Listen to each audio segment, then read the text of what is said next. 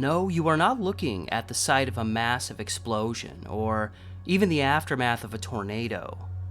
This completely flattened out, desolate, barren area was actually right in the middle of a major American city. And beyond that, it was in this city's downtown area. And it was also only the start. This is downtown Portland, Oregon. And this is the story of that city's first major urban renewal project.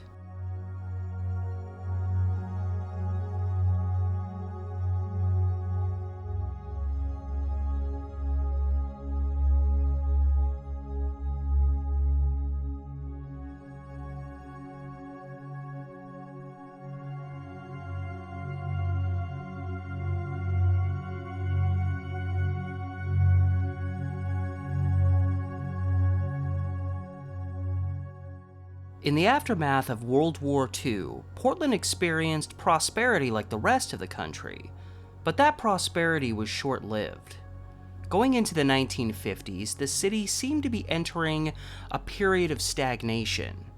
The economy was lagging, there were several rundown patches around town, and vice was on a roll. The past decade had seen many buildings, beautiful in their day, become vacant fire traps, often torn down to provide more parking options in the downtown area. But the city also had a fairly conservative population as well, not just in a political sense. They liked the town as it was and were often adverse to major changes. And many of these people had left for the suburbs during this time in what was called a mass exodus from the central hub of town.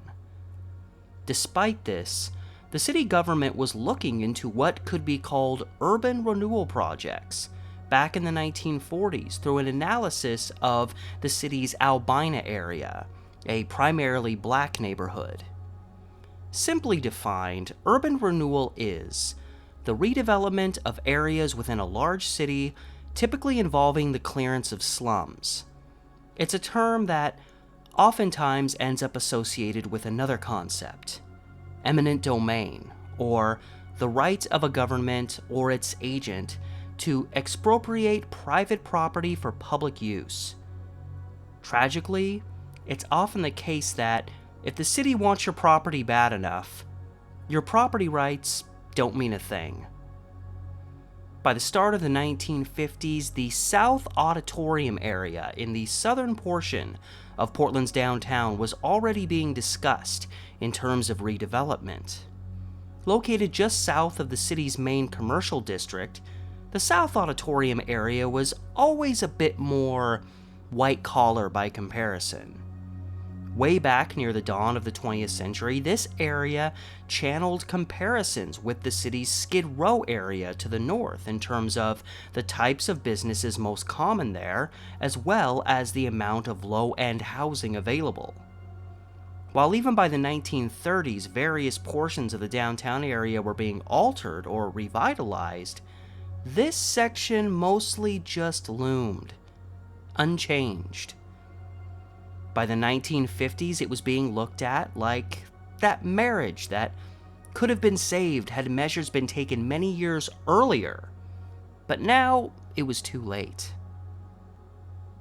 The particular project that will be discussed here, when all was said and done, would, through two phases, encompass the space between Front and 4th Avenues going east and west, and Jefferson Street down to Arthur Street, going north and south. But at the start of the 50s, this was really just a lot of talk. Nothing happened immediately. And then, a serious motivation. On August 2nd, 1954, the Housing Act of 1954 was enacted. This act amended existing housing laws, but also had a major emphasis on eliminating slums and urban blight in America's cities. And if a given city presented a desire to clear out its slums and redevelop those areas, they could receive federal funding in their efforts. Very enticing, knowing you could revitalize a part of your city and that the feds would foot part of the bill. The following year, Portland's mayor, Fred Peterson, appointed a committee to look into how they should pursue urban renewal and what areas to focus on.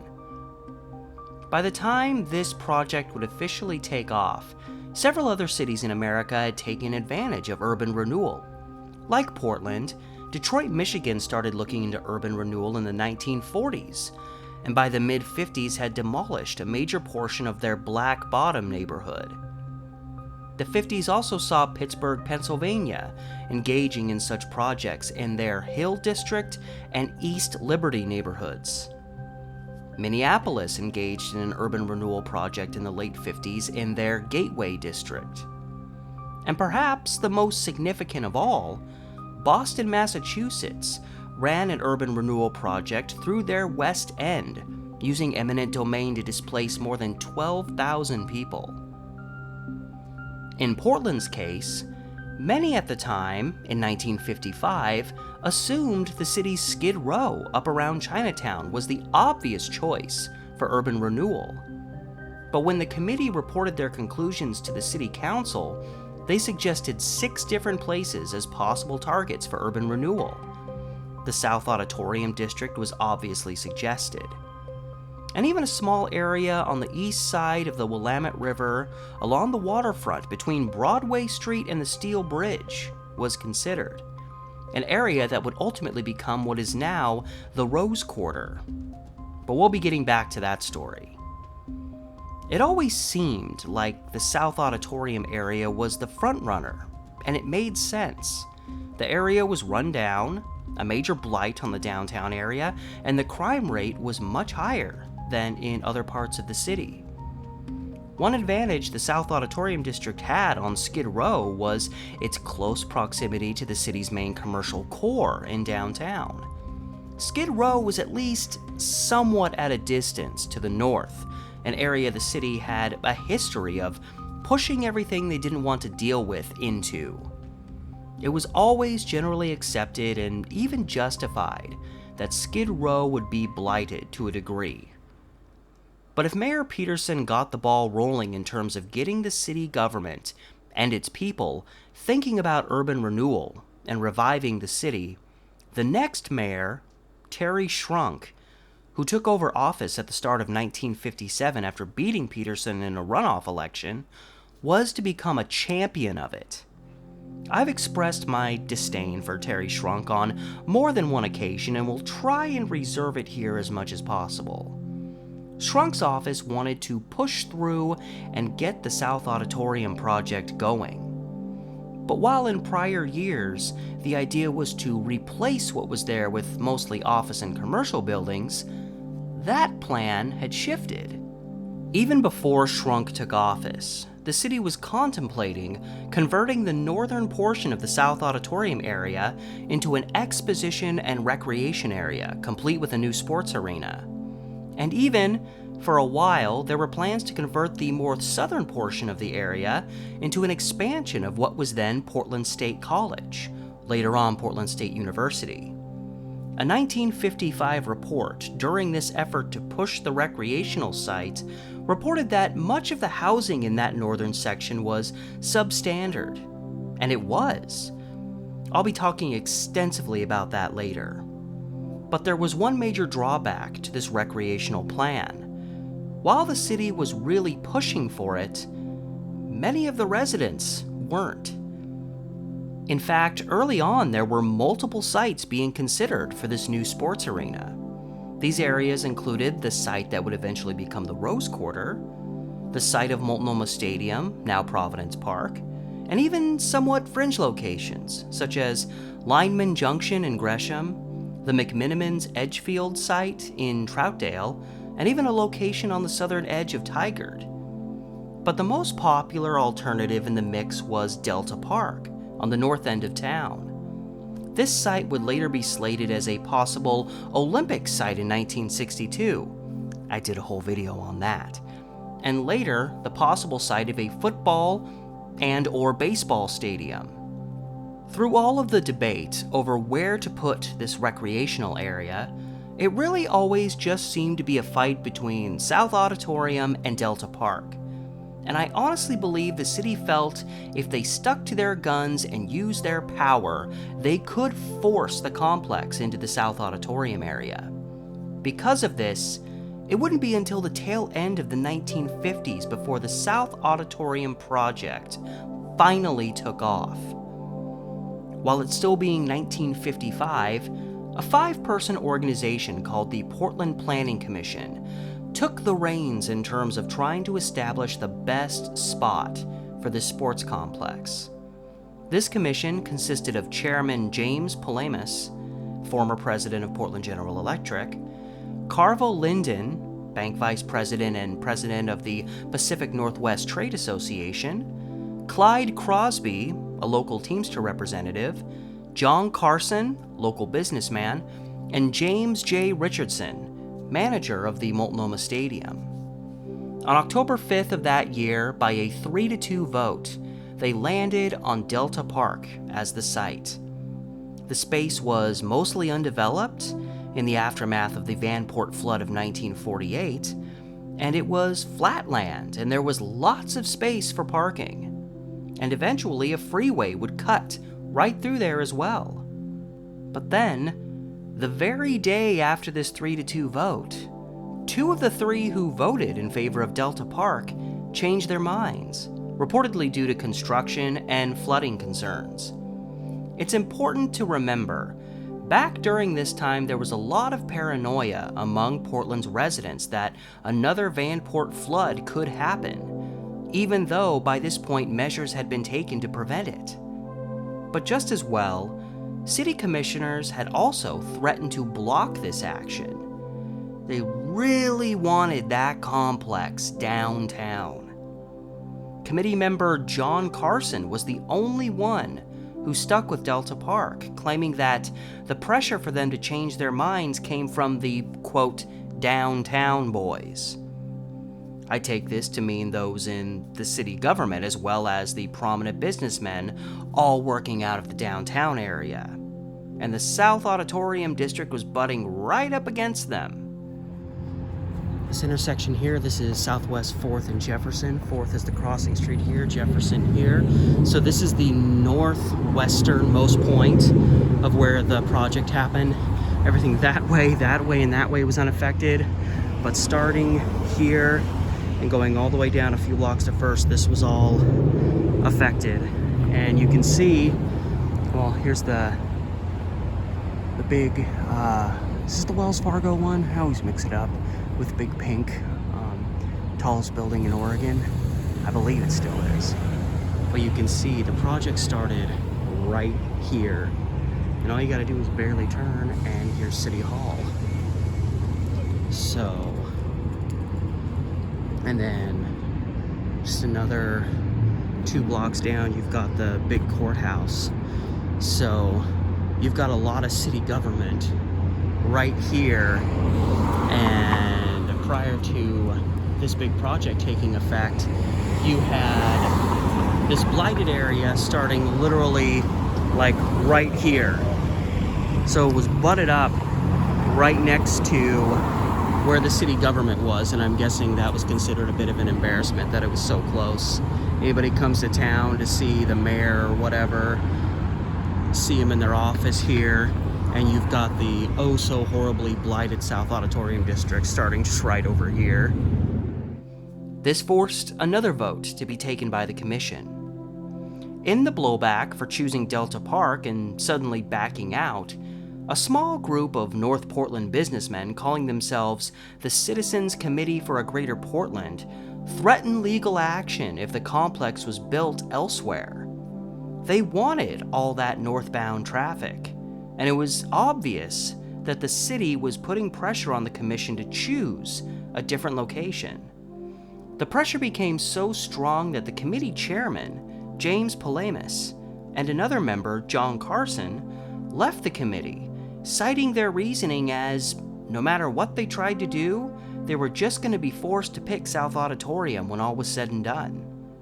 These 2 men left in December of 1955, and by the start of January 1956, an unstable committee voted 3-1 to make the South Auditorium district the site of this recreational center.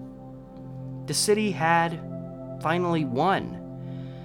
Even though, no sports arena was ever built there, right? Well, turns out the drama was nowhere near over. There was massive blowback from citizens all across town. More groups formed to fight against this downtown site, and they even called out the committee for replacing Palamas as the chairman with someone who did not even reside within the city of Portland.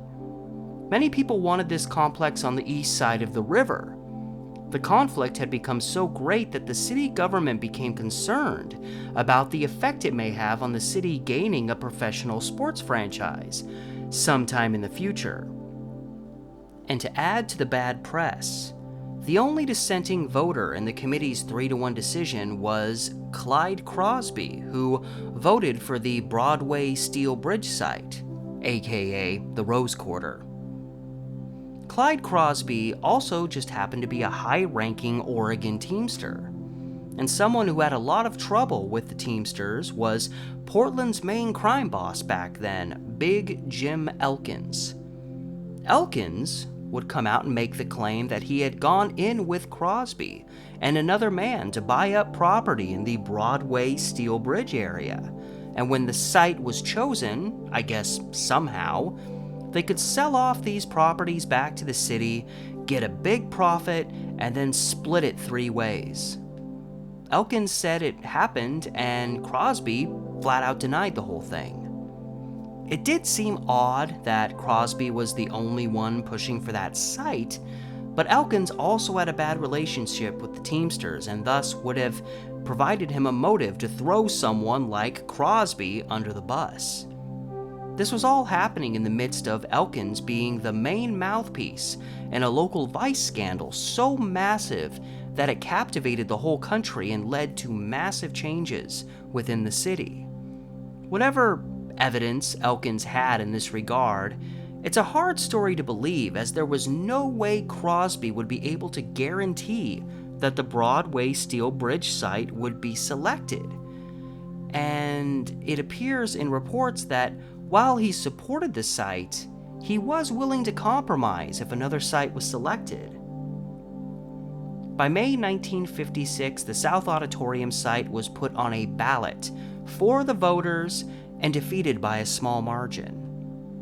Later, in November, in a clear effort to try and appease the people while still getting what they wanted, an effort was made to put half the funds on the project to the east side and the other half to the west side of the river.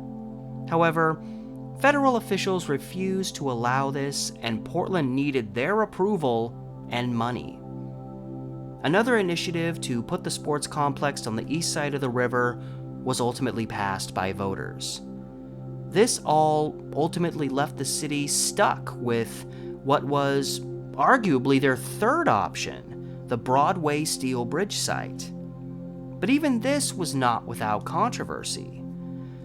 While a South Auditorium complex would have displaced a couple hundred people, mostly single older men, this site, again today the Rose Quarter, displaced nearly 1,000 people. Numerous families suddenly facing losing their homes, and, conveniently, it was in a predominantly black neighborhood. When these displaced citizens asked the Planning Commission in April 1957 where exactly they were supposed to go, the Commission's response was that they didn't know, but they all needed to be out by the start of November. Politics, racism, and eminent domain at its finest. Demolitions began in the area in September of '57 in a rush job as the city wanted the complex done for the state's centennial celebration in 1959. They just barely missed this, with the building opening in late 1960. It would be another decade before they obtained that professional sports franchise, but the sports arena built, the Memorial Coliseum, already had a tumultuous history before it was even built. With no sports or recreational complex, and even the Portland State expansion not coming to fruition, the city was back to the drawing board in terms of what to do with the South Auditorium site. After losing literal years trying to make the recreation site happen, the city rushed to establish a plan. By late 1957, the city continued a focus on slum clearance in that area for redevelopment. The original space for clearance, called Area 1, did not include the 12 blocks north of Market Street. Those blocks would be added later in what was called Area 2. The city quickly put out a request for $3.7 million in federal money for the Area 1 site, reportedly sending 25 pounds of documents to the feds related to the planned project. It was thought just demolishing what was there could cost upwards of $11 million, but the city figured, perhaps being a bit presumptuous and risky, that the properties would sell off for a lot more money considering they'd be in a redeveloped area. The city also believed this redeveloped area alone could yield the city upwards of $500,000 a year in taxes. This was almost 4 times what they were making in taxes on the buildings already there. On May 16, 1958, voters approved the establishment of an urban renewal agency, which would ultimately become the Portland Development Commission, or PDC. Local businessman Ira Keller would become the first chair and the driving force behind this commission. Like Terry Shrunk, I have pretty mixed feelings about Ira Keller. Anyway, the official master plan for the project turned out to be very simple, on the surface. With few exceptions, everything in the Area 1 space would be demolished with the land sold off to developers, but only developers who would agree to build within the confines of this master plan.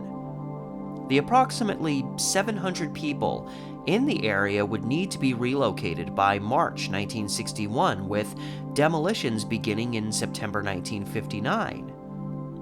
It really shows how long the demolition process was going to be for such a large area that some people within it had until a year and a half after the demos started to be moved out.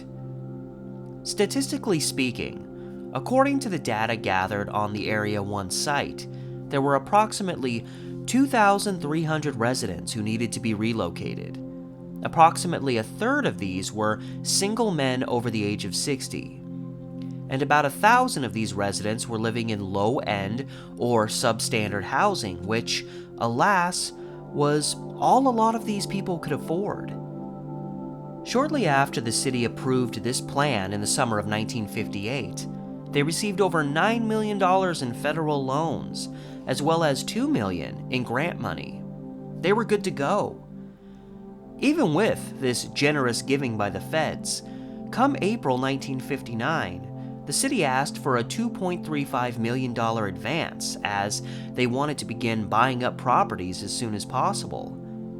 This does, to a degree, show how rushed aspects of this plan were, in that only 5 months before they wanted to be demolishing places, they were just starting the process of buying them. And there was obvious opposition by those living in the South Auditorium area, so buying up properties was not always going to be as easy as knocking on a door and saying, "Here's some money, get out." By 1963, the Area 1 phase of demolition was finally completed, and construction on new buildings in the area started in 1962 after the sales of plots beginning in March of that year. This was after a brief halt in the project in 1961, when some of the vacant spaces were being used for the burning of debris, causing air pollution and smog to roll through the southern edge of downtown. The delay lasted longer than the city wanted when those burning this debris, which included businesses and laborers, raised a big stink over the cost of relocating this debris. So, after a burn ban was put into place, it was quickly lifted. probably just to get the problem taken care of quickly. In doing this, the city council willingly ignored concerns and complaints by locals about the hazardous health aspects of allowing this burning to go on. Also during this phase, April 1961, the Housing and Home Finance Agency called for an increase in low-cost housing in Portland to help with those who needed to relocate. This was long after the demolitions had begun and created an impression that would linger, in particular into Area 2 phase work, that despite claims to the contrary, the powers that be looked upon dealing with those being displaced as more of a necessary evil as opposed to a top priority. Now, that said, while I do not condone the use of eminent domain and am very critical about how the city went about dealing with those displaced, the flip side to this is that there absolutely were structures that needed to go. But even then, a good deal of these actually existed outside the South Auditorium site. In some instances, there were people living in converted train cars. Sure, we can look at this and say, hey, people shouldn't be having to live out of train cars. But it's not a complete solution to just say, hey, your home is blighted, go somewhere else, best of luck. And it wasn't just the people being relocated who struggled. Some businesses did as well. Many businesses were able to relocate successfully, but even then there were claims that the commission lowballed some of them. A James Clayfin, who ran a weed control business, called them out for not helping enough in the relocation costs. He was quoted to say, if they would just pay the actual charges of setting up a new location, we would have no objections. That sounds only fair since these businesses were being forced out. A number of these businesses were also small and unable to handle the costs of relocation, even with the help. Again, most businesses were able to relocate, and some, such as the Psycho family who ran a hotel in the area, had nothing but positive things to say about the commission.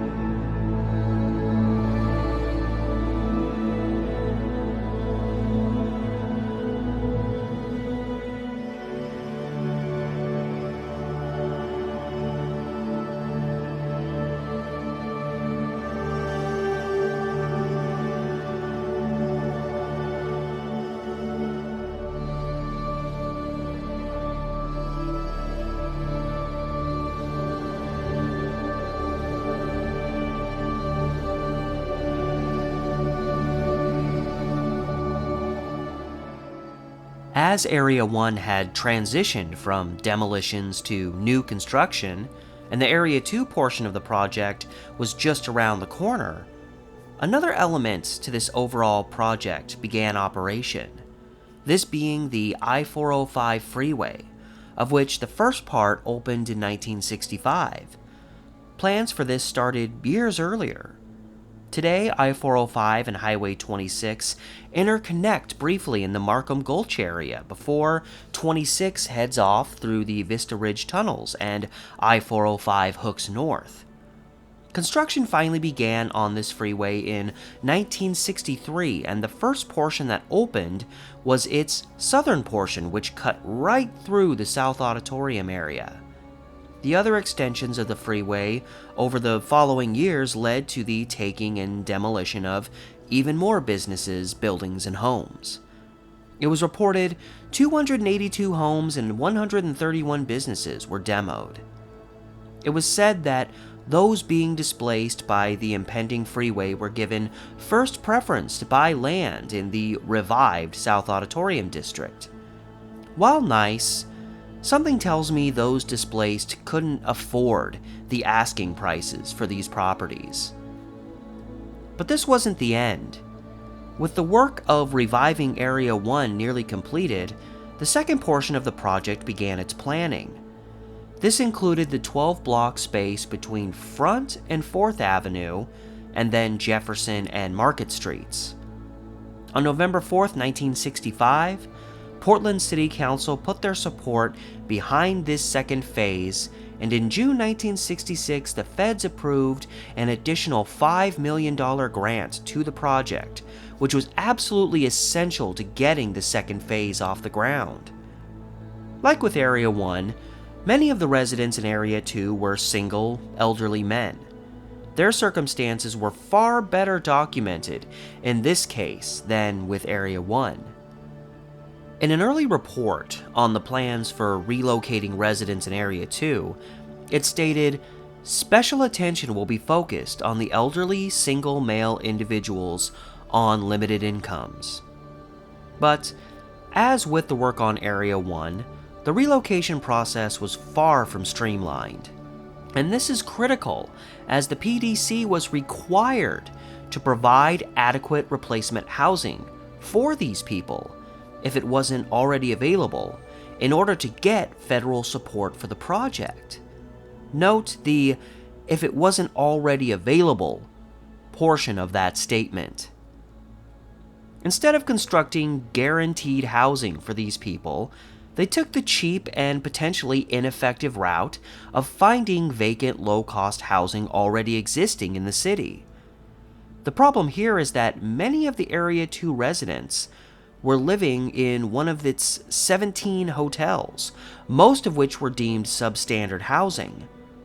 In relocating these people, the PDC was required to place them in standard housing, which was more than many of these men could afford.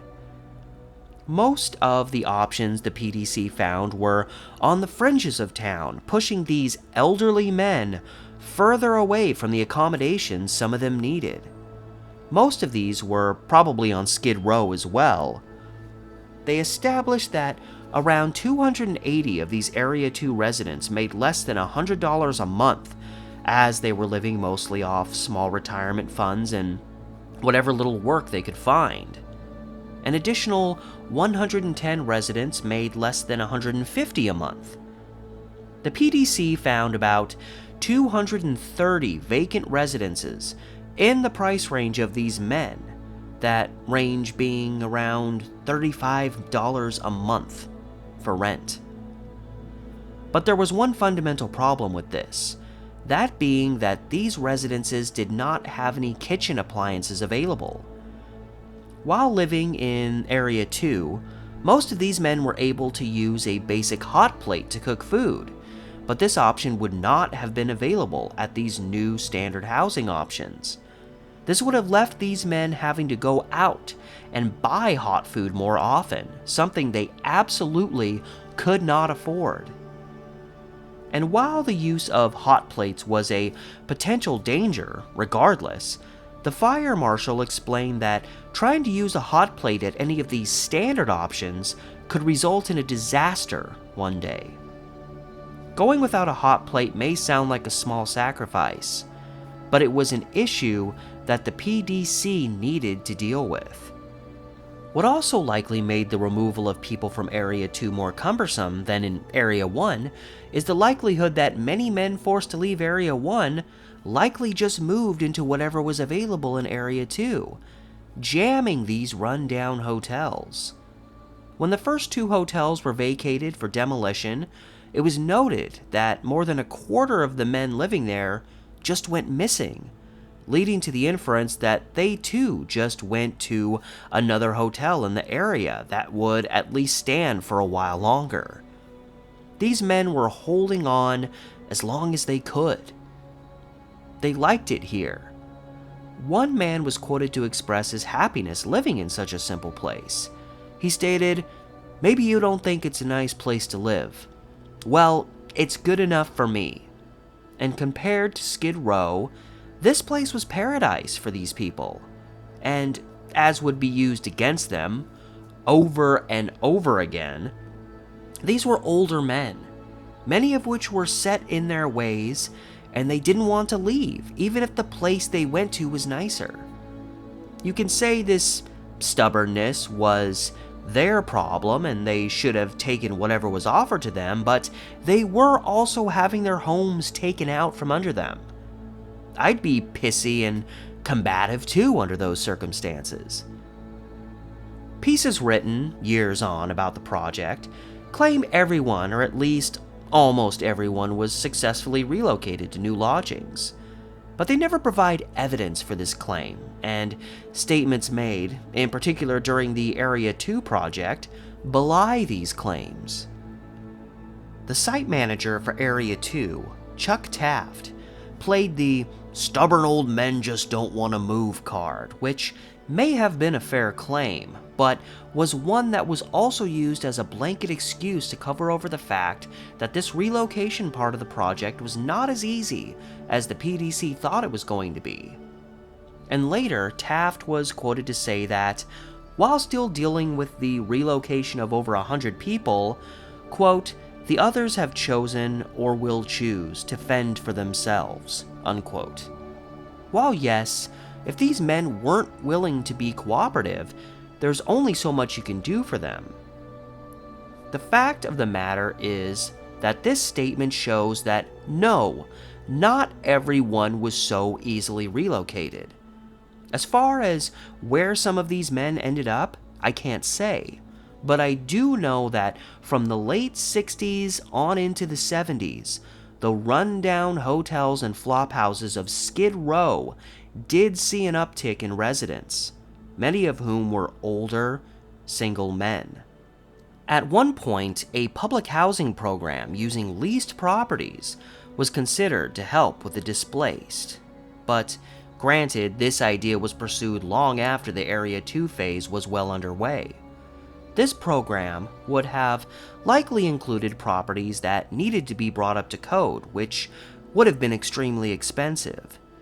To promote the idea, however, it was noted that a business called the Acme Trading Company had bought and fixed up an old hotel near the Area 2 site and found it to be a solid investment. However, it was also noted that, for whatever reason, they still had to sell off the hotel. There's sadly no indication in all of this that the PDC cared about those being displaced. With a plan this massive and all of this federal money, a properly run project would have had rehousing for all of these people guaranteed before even dreaming about starting demolition work. But in both phases, even as work was well underway, they were still trying to figure out where to put some of these people. In 1967, Portland Representative Frank Roberts criticized the project, in particular for eliminating the site without any provisions for building new low-cost residences. I personally sat here thinking they could have used a small portion of this area to build low-cost housing specifically for those being displaced, and helped a good deal of them.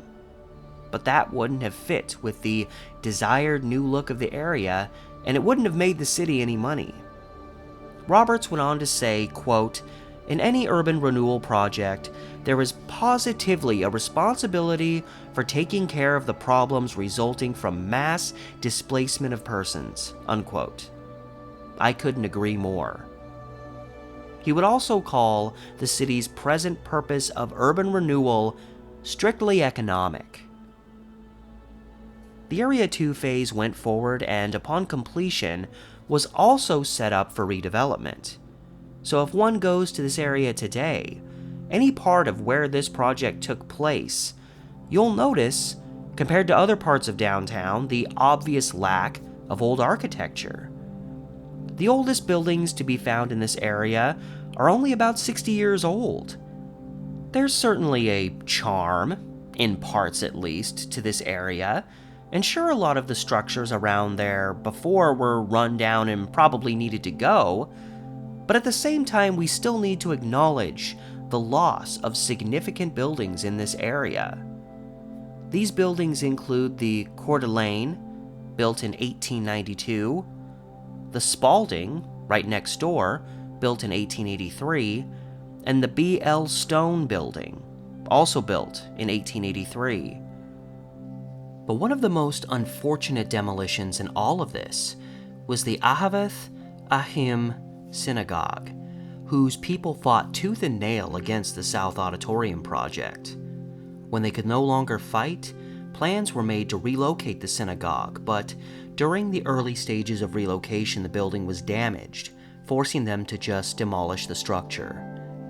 This was just one of multiple synagogues in the area, as it had a strong Jewish community dating back into the 1800s. While not as well documented, this part of town also had a reasonable Chinese and African American population. But more than any other, it was known for its Jewish and Italian immigrant history. The South Auditorium project would obliterate much of what was left of their communities in that area. One of the few lasting reminders of the Italian community there is the St. Michael the Archangel Church, which was conveniently on the west side of 4th Avenue and thus barely avoided demolition. To add insult to injury, in dealing with the loss of this synagogue, a place so important to their community, this group had to file suit against the company that insured them for not paying out, and on top of that, a $100,000 damages settlement on the matter was also later vacated. One kosher delicatessen wrote out a message that they plastered on their windows expressing their feelings about the project, and in particular, Chairman Ira Keller. The message reads, "The only slums we have in Portland is the garbage in City Hall, the courts, and the Portland Development Commission." When did the Portland people crown Ira C. Keller? When was he ordained king? Who gave him full authority to rule over the destiny of the people? Every lawyer takes an oath to protect the Constitution of the United States. Since the Constitution is being ignored, misconstrued, or by past legislation, by court decisions, and by executive action, it is time that fundamental principles of the Constitution be re-examined and that every citizen, lawyer, judge take his place on the battle line in a crusade to re-establish the principles and the spirit of the Declaration of Independence, the Constitution, and the Bill of Rights. You Americans are either fools and dreamers or consciously desire the communists to prevail. I am in earnest. I will not equivocate. I will not excuse. I will not retreat a single inch. I will be heard. While the communism comment is a bit out of place, granted it was the 60s and the height of the Cold War, it's hard not to try and understand where this individual is coming from. Their whole community was being taken from them. It also shows the disdain some in the area had for Ira Keller, who presided over the project. Like Terry Schrunk, I don't have a very fond opinion of Mr. Keller. Historian Carl Abbott described him as follows: Keller was an amateur bureaucrat, but he resembled redevelopment entrepreneurs such as Edward Logue of New Haven and Boston and Robert Moses of New York in his willingness to use appointive office and persona prestige to impose his own vision on a changing city. Something tells me that's probably not inaccurate. Multiple sources stated as far as Keller was concerned, all PDC decisions were to be unanimous. This was implied to mean that all decisions by the PDC were his alone. He was known to push through projects, regardless whether they were wanted or whatever the citizens of the city wanted. It seems to me, like many people in important positions, Keller felt he always knew what was best. He was known to be combative whenever his decisions were called into question. He also didn't welcome input from, the people being displaced by the projects that the PDC was pushing. Residents who were displaced by the South Auditorium project called Keller out for pushing the project and lauding it without having to directly experience the effects of obliterating a whole area and replacing it with things that were not going to benefit those who had been displaced in any way. That's the thing about urban renewal and gentrification projects. It seldom ever benefits those who lived there during the hard times. I don't think Keller was a fool, and I think he convinced himself that he was often doing the right thing, but he also saw his actions through rose-colored glasses, and he, as well as Mayor Shrunk, put that above the lives of the citizens. And yes, often the most blighted parts of a city do include some of its poorest residents, but that doesn't alone validate the actions of these individuals. That being said, all of this is not to say the South Auditorium project was without success or benefits. In fact, lots of developers, brokers, and businessmen would like us to believe that this project was near flawless with minimal issues, and the after effects revived a city. Local business leader William Roberts credited the project for saving downtown. Less than 50 blocks? A revival project that barely affected or benefited any Portlanders? A project that was finished by the end of the 60s to see a serious exodus from the city that saw the population there decrease by over 16,000 people between 1970 and 1980? Ira Keller said after the project was completed that, quote, "The project is particularly important because it has begun to stem the flow of middle and upper income families from the downtown area to the suburbs." Notice no comment on the lower income families who made all the sacrifices here. It's the same old attitude. It prevailed in the Memorial Coliseum project, the I-5 project, the Emmanuel Hospital project. Keller would also call the project the greatest downtown project in the country. The project did decrease crime in the area by wiping out everything that was there, but that only meant that said crime relocated to other parts of town. The project reportedly created some 15,000 new jobs, which was certainly a benefit to the city's stagnating economy. And with new construction and reviving a once struggling area, the assessed property value and property taxes of the area all increased, bringing more money into the city, as well as assisting in paying off those government loans. The project also brought to the city all forms of new architecture, and not just in terms of the new buildings constructed there. The firm of architect and designer Lawrence Halperin was brought in primarily to create fountains in the area. In 1966, the Lovejoy Fountain was constructed, standing somewhat in seclusion as in one of my favorite aspects of the post-South Auditorium period. That is the fact that between Market and Lincoln Streets, 2nd and 3rd Avenues were converted to walking paths only. So the Lovejoy Fountain is only accessible via walking paths. It was named after Asa Lovejoy, one of Portland's earliest citizens. He, originally from Boston, Massachusetts, famously lost a coin toss to Francis Pettygrove of Portland, Maine, leading to the city of Portland obtaining the name it has today.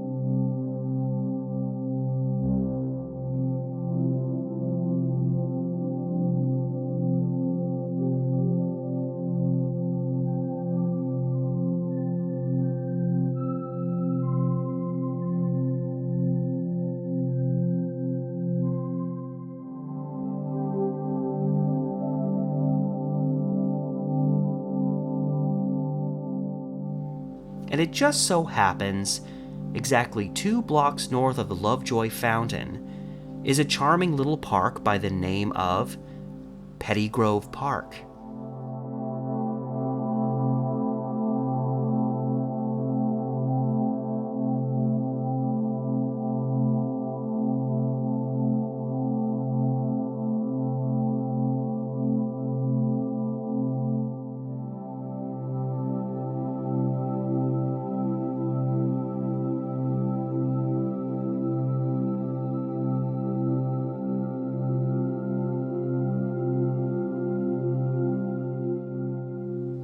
And in addition to these spots, there's lots of other cute little things to be found.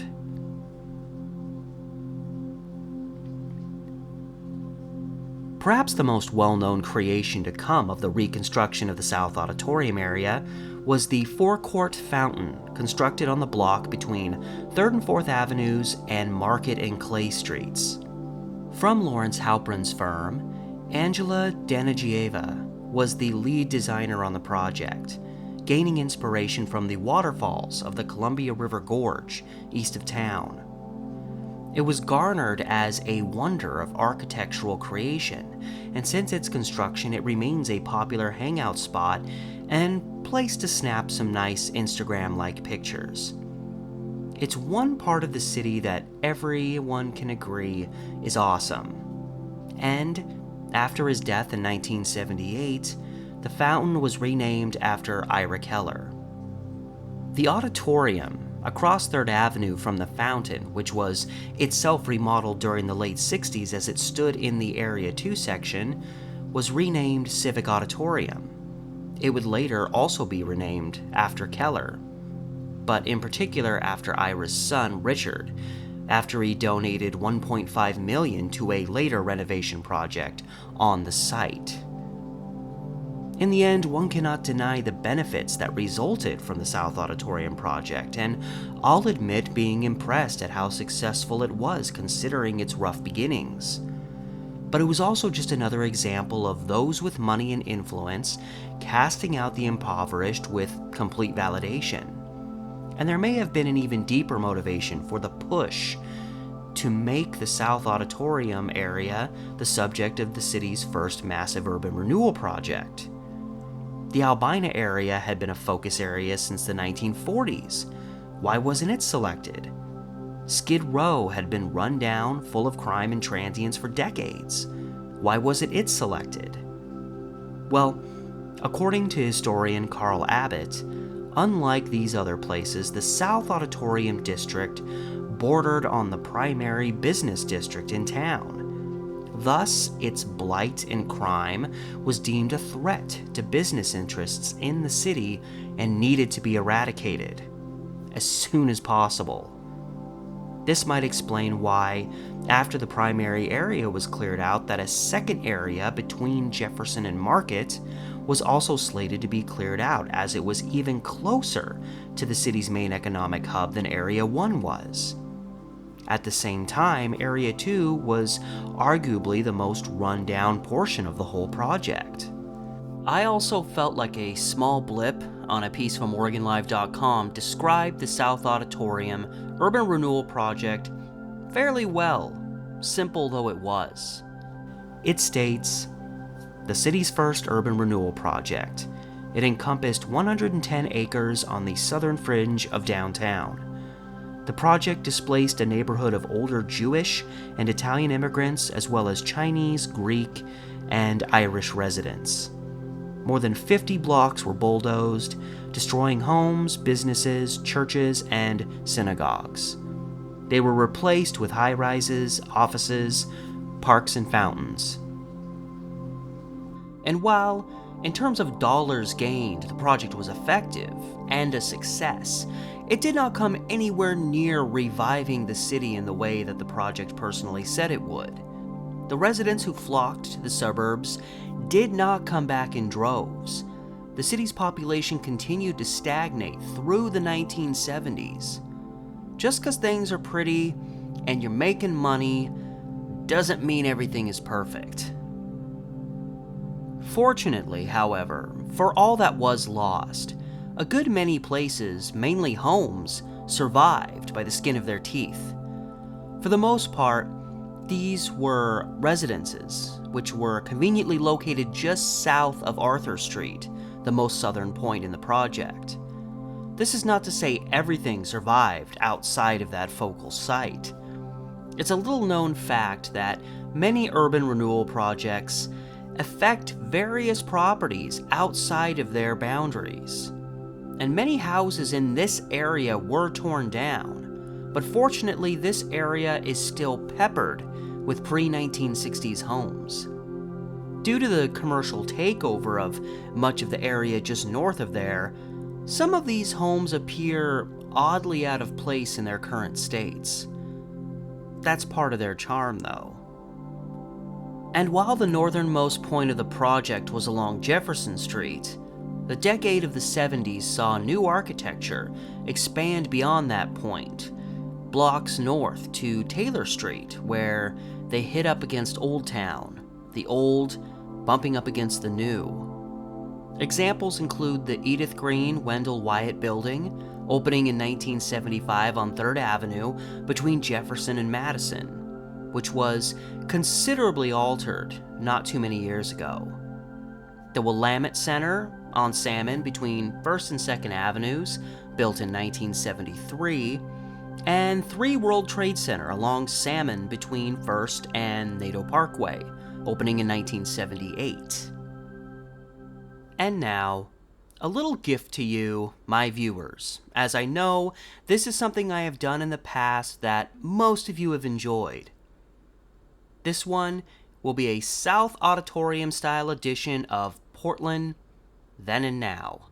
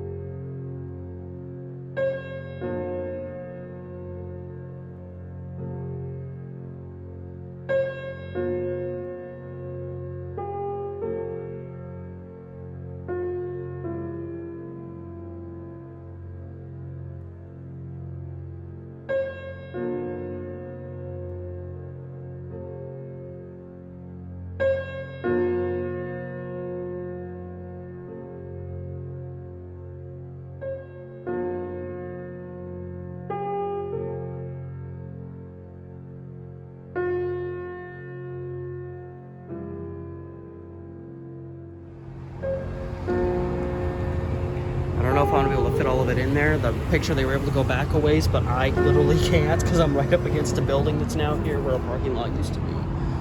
But anyway, yeah, Coeur d'Alene was here. Spalding was like right here. Now it's the Marriott.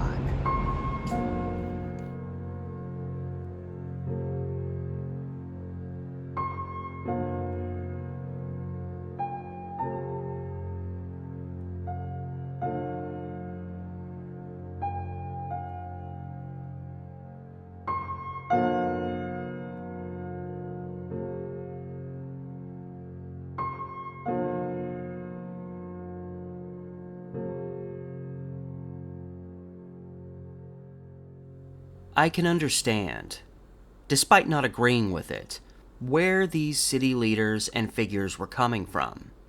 I personally feel they were primarily motivated by hubris, desperation, and dollar signs. Hubris in that they saw this project through rose-tinted glasses and were resistant to its shortcomings. Desperate in that they feared Portland's stagnant reputation and desired to turn that around, and fast. And the dollar signs, well, they knew if all went according to plan that more money was guaranteed to come into the city, including those precious tax dollars. I believe these leaders convinced themselves that, regardless of arguments to the contrary, that they were doing the right thing, all things considered. And all of this is certainly not to say that there weren't positive elements to the project, or aspects of beautification added to the downtown area. Despite all of that, the fact remains that if you're going to forcibly take someone's home, you are 100% responsible for seeing to it that they find a new, reasonably priced place to live. These are your citizens that you are displacing, and their well-being should be a priority. Portland's South Auditorium project is another example of reviving an area without analyzing and dealing with the factors that allowed this area to become a slum in the first place. Instead of dealing with the, for example, crime in that area, they just pushed it to another part of the city. It's smoke and mirrors. It was just another example of those living in poverty having to make all of the sacrifices. And as far as where these displaced old men who couldn't get guaranteed lodgings ended up, my guess is a bunch of them, again, against their will, ended up on Skid Row because it's all they could afford. The area immediately north of the South Auditorium area was also lined with cheap, often run-down hotels that some might have moved into if there was space available.